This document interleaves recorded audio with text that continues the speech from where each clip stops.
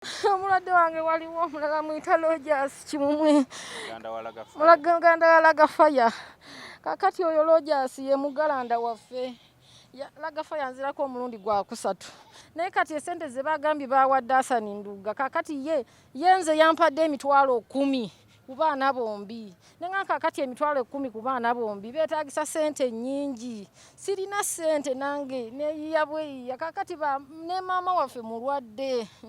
Pressure ya mukuba naye mulwadde kagamba simanyi wentandikira. Nejjajja waffe azaala muzeeyi agenda kuziikibwa nkya. Agenda kuziikibwa nkya ku Sande Busoga. Kwegamba simanyi wentandikira. Hassan Nduga batugambye yamuwadde kakadde. Byonna akageri ke nabadde ku mulwadde eri ku oxygen. Nga buli kimu mpulira kiwulire. Emitwalo 10 yandetedde nangamba nti ku sente ze bamuwadde sente zisinga zonna zagenze mu bintu bye yakoze obuyambi bwe yakoze nti sente zasasanidde omwo. Kati 10 lyasigazzaawo liyandetedde. Kyokanga n'omwana ono omulwadde gwe balongosezza akatago agamba amubanja sente ze. Simanyi sente za mubanja sente mmeka. Oba ze yampadde ngezo simanyi. Wanga buli ddagala simanyi kegamba abayambi bagamba batuwadde obuyambi naye tetumanyi bwasigalidde mwani. Tetumanyi bwasigadde nani. Yalese emitwalo 2 simutegedde. Abantu basonze sente bannafe abayimbi basonze sente naye tetumanyi. Oba baziwadde Hassan simanyi. Hassan yagamba talina sente gye yafunye. Kakati maama mwannyina nze nsaba obeeko kyoyogera oba nnamba ya simu abakuwa obuyambi bayitire ku simu. Mbadde nsaba buyambi kubanga olugendo lwe tukyalina luwanvu. Omwana yakyali bubi akyali mukoma. Sina ne wentandikira alina kyalina kyonna. Aweereze ngenda kuwa ennamba yange. Nduga nze kyemwebaza ekintu kimu. Nduga yafaayo yalwana ku kintu kino kyonna. Okitegeera. Kakati oba alina sente ze yafunye nga ziri walala Nduga nkugamba nga muganda wange omulwadde abamulwadde ajja kuleetera sente ezo azireete bw'abanga alina endala kubanga nga woolaba abantu obeera ku mulwadde oluusi omulanga gujjeewuwo ne bagaka tukuweeze sente okole ki omuyambe. Kakati waba alina sente z'alina nga maama wagambye nti waliwo sente ze baabawa kuba saaliwo waliwo 2 omukyalo omu gwe sijjukira mbu yaleese wano oba 2 era atambuza amafuta yafunye business. Kakati bambi asimu ye sente omukyala n'agamba nti musindikidde ku simu ye. Kakati tugenze omukubira simu yaganye okukola ki okugikwata. Tusaba obuyambi okujjanjaba abantu bano. Muganda waffe Nduga tusoke tubiteeke wabbali. Twayagala nnamba tusome ennamba obuyambi bonna obujja. Ennamba eri 0700 55 6110 eri 0700 55 6110. Nanje Golidia. Oyo yesisa walaga faya n'omulwadde ono gwe bagyemu akataago bambi abazira kisa bannanga abayimbi mbanga mwawukana ne manager mwawukane bulungi abo ba manager baba balogo nze mbabuulira ebituufu ndi musajja mukulu agenda okuteekamu esente ze akole akututumula ofuuke serebu asooka kuloga mukuloga ofune erinnya erinnya eryo yennyini amanyi gye yalijja era asobola odijjayo kati yawukana naye bulungi ffe tupromotinza abantu mu bulungi naye tuba promotinga ne mutusasula obukyayi naye ffe we tubata buti mu linnya lya Mukama yali tusasula kati ate waliyo yolinga alina omutima omubi agamba ezange tajja genda nazo. Kakati bannange temulowooza nti ebyo nabyo bibaamu obulogo mukakase. Programu ene kutuswako aba CP Coffee Academy abasangibwa mu UAE, Dubai ne Abu Dhabi nga bano bakugu mu coffee basomesa barista training, roasting ne brewing ku mutendera gwa certificate ate bakuyambako okufuna omulimu ng'omaze okusoma. E Dubai basangibwa ku Al Ansal Building opposite Safiu Tower. Mu Abu Dhabi basangibwa ku Electra Street Cop Building next to ADCB Bank.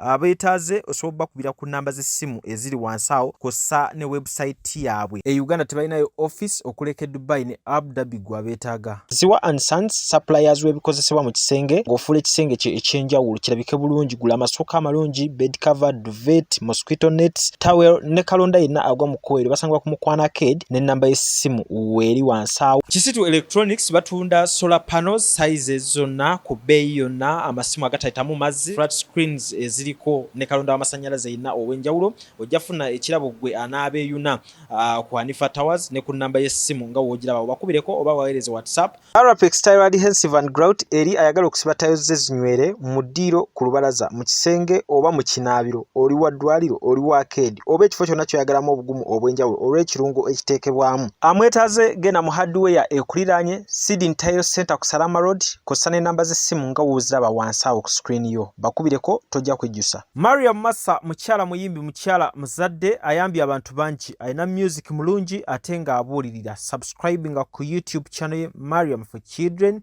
olikinge page ye eya Facebook ku Mariam Music. Jeno Kayanja, Jeno Sale, kuba n'abalala buli awulira waliyo tuyinza okwogera abo ng'ate waliyo omuntu omuzira kisa ayinza okujja obuzi. Kati naffe tuli eri mu katimu kange akabafaani bange tuli mu kusondasonda obusente era tugenda kubuteekako. Okitegeera tubuleete wano. Buli awulira muzira kisa, bano bayimbi baggwanga bafunye obuzibu. Ebyabayimbi obumanyi tebaba na ssente, tebabalimba bannange nti olwokuba Alimpa yakubye hiti nti ayina ssente, talina wadde 10 ne bammaneja be bamuddukako. Kakati bannange mutusaasire, ali mu buzibu muyambe Lagafaya. Oyo Lagafaya yabadde omuyambi Alimpa okuva manager we yamuddukako oba we Alimpa yagoba manager we, Lagafaya n'ava ewange n'agenda akwasaganye kwani kwa Alimpa, eyo gyafunidde ebisiraani. Oba ebisiraane bya manager byakolima bye byaze ku Alimpa mali kuba manager naye yakolima. Kakati Lagafaya naye oyo mutuzi w'ennyama, kati Lagafaya abyambadde. Bannanga abayimbi mbanga mwawukana ne manager mwawukane bulungi. Abo ba manager baba balogo, nze mbabuulira ebituufu, ndi musajja mukulu agenda okuteekamu esente ze akole akututumula ofuuke serebu asooka kuloga. Mukulogo ofune erinnya. Erinnya eryo yennyini nyamanyi gye yalijja era asobola oddijjayo.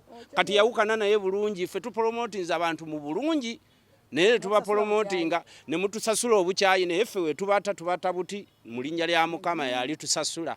Kati ate waliyo yoli ng'alina omutima omubi agamba ezange tajja kgenda nazo. Kakati bannange temulowooza nti ebyo nabyo bibaamu obulogo mukakase. Kati manager oyo akolima. Lagafaya tulina kulwana ekintu kimu awone adde wa taata we Abdu Murasi.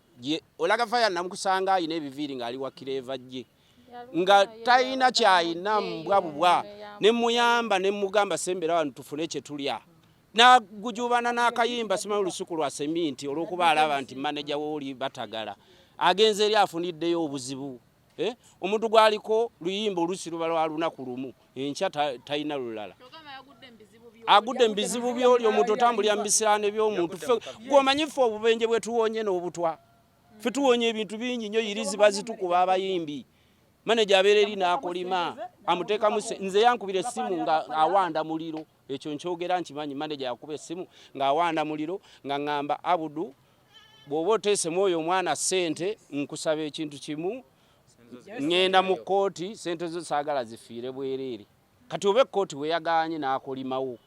Abantu bakolima ebikolimo bikwata abantu. Okitegeera. Kati Lagafaya wakyofiira mu ebyo. Kati sooka olabe Lagafaya akwata muganda we Lady Grace afiiridde mu ebyo. Lady Grace ku kipande tiyabadde nako kiki ekyabadde kimutwala mu buvuyo obwo. Oyambala ebizibu by'abantu. Abayimbi mwesootinge mumanye ekintu ky'okkola. Temuyina wadde 10. Toyina famire ye banjava ovudde eri okubya akayimbako olusuku lwa seminti otandise kukwatagana n'abantu ate olwanagana nabo bavuma. Ffe tukuumye erinnya lyaffe nga tulikuumye muki okubeera n'empisa n'okwawukana n'abantu mu bulungi. Okitegeera n'abantu betukolagana nabo ne twawukana nabo bulungi. Kati ebintu ebyo nze nva ku TV eno ngamba kuutira muleke okweyisa obubi mu bantu. Mweyisa obulungi n'ababaziika bajja kulabika n'ababalabirira. ani gwe badde babisata afudde abadde afudde oba gwe babise enamba y'essimu yeeyo ndowooza eyo gwe badde babise ye muganda w'ono Lodja yoyo gwe bakamusala emirundi ena gwe bajjeemu akataago bamusaze ne ku kiwoowoolo bakiyita mawuggwe ekyo nakyo bye bakisalako ne bagamba omusayi gwetabise mu mawuggwe kakati akataago ko bakajjeemu ye takayinaawo mu bulamu bwe nga waali ekitegeeza alina obulamu butini singa tutumufaako talina bujjanjabi talina ki omukyalo ono nga womulaba muganda waabwe naye yabaliko nange obusente bw'ensondasonda eyo mu ttiimu Abdu Murasi era ngenda buleeta enkyambu bakwase nabwo tuli mu busondasonda nyina n'obulaba bwenteeseeyo basobole okugula ekyuma ekyo kye babadde bamupakiramu kakati mu kumubika bagenze ne bamulongoosa omulundi ogwokuna babeeko ekyuma kye bateekayo kinuunemu omusaayi kati waliwo sisita waffe omulala ku ono omuto ekyuma wakireesa ate bakimuddiza nga so bataasa bamuteekako okisigeni ne balowooza afudde okitegeera okumukubira essimu kiki ekiri awo nti ate ekyuma bakiyinzizza kitegeeza ono akutuse kakati awo okubika we kutandikidde naye nze ngenze omutuukako n'obuvidiyo mbuyina nga mulamu okitegeera bamuteeseko okisigeni azza engulu avuddeyo mu kkoma kugabadde yagenze mu kkoma olw'okumulongoosa wali naye kati assa ayogeramu n'okwogera ng'ali muli assa okitegeera naye yeetaaga obujjanjabe kubanga ebyo ebintu byonna ebiwundu bintu binene nnyo nnyo ate eddagala lyetaagisa wano baddokita bagamba omusaayi gukute mu lubuto balina okufuna kino ekintu kye tuguze kimunuunemu ki omusaayi ogwo laga faya ye yennyini embeera gy'alimu si ntuufu kuba bamugobye wano mu ddwaliro ayina we tumuteese okitegeera we tumuteese ngenzo mmutuukako ekifuba kizimbye olubuto lwewaze kyokka tannalya kantu afuuyisa musaayi Alimpa kigambibwa ye yagobeddwa mu ddwaliro Alimpa mwali tebakulimba Alimpa waliwo gye bamuteese mama Fino omulungi oyo yamuyambye ayina gye yamuteese ali mu b'amagumba kati ye ekyalimpa kyalowoozesezza badde bafuluma okumutwala mu sikaani okukebera oba afunye damage endala yonna oba mu bulamu bw'obulala naye bagenza okugjayo ebintu byonna nga mulamu okugulu kwe kwetaagisa kyetaagisa okumugulira payipu Alimpa oba okumuyunga mulimu abalwadde mulimu bano abayimbi abatamanyiddwa nga obimanyi ewagwa embaga era tewabaawo balala kakati abo ababadde mu mmotoka abatamanyiddwa nabo beetaaga okufiibwako abantu baabwe ffe tetubamanyi nze nga nze sibamanyi osanga ate n'abalala babamanyi okitegeera kati bano Balimpa badde batambudde nabo naye oluusi bo tebafiibwako bayinza n'okufiira omwo ani gwe bagobye mu ddwaliro tewali gwe bagobye gwe badde bafulumizza laga faya nga bagamba omujjuzo mungi ate talina bujjanjabi ne bamuwandiikira eddagala lya painkiller naye gye bamusindisa okumujja mu ddwaliro gyawummulidde we tumujjanjabira ate embeera mbi bankubidde n'eŋŋenda yeewuwe gyagenda ofuna ekisooka tagenda keera lunaku agambe nti bannange septic yajjudde nti nno ajja aleeta ekimotoka ate kimuggyako ssente ng'olwedde yagizimba so biodigester tegenda keera ku makya nti ejjudde so nawe nkityo ogwo omugaso gwe gusinga kubanga eri gundi yaffe twagikolanga naye ate era still ng'ejja n'ekulya lwa nsonga nti ebeera etuuka n'ejjula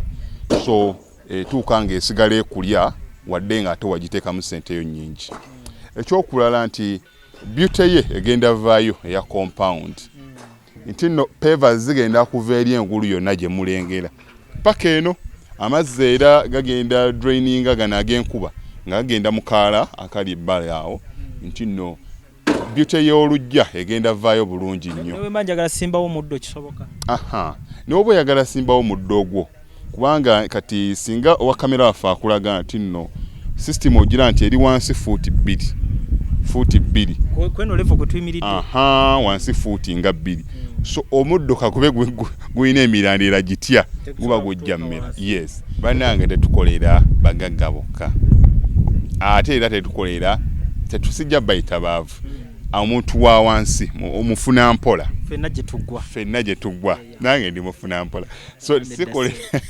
sikolera bantu sina kika kye ngamba mbuno nno nkolera baneeno wabula buli omu era buli omu nga bwozze bwe tukola ki bwe tukwata. Kati Alihira Holdings Uganda Limited tusangibwa Kamoocha, Prince Charles Drive, Plot 45. Kamoocha we wali offices zaffe. Tuyina namba z'amasimu esooka ya Airtel 07017 66992 neya MTN 0789 224230. Abasinga batumanyira mu biodigester kuba bwe tuvudde ennyo mu kamera naye nga baklanti baffe abapya n'abakadde bagenze bakitegeera nti no ne general construction yenna mwetuli.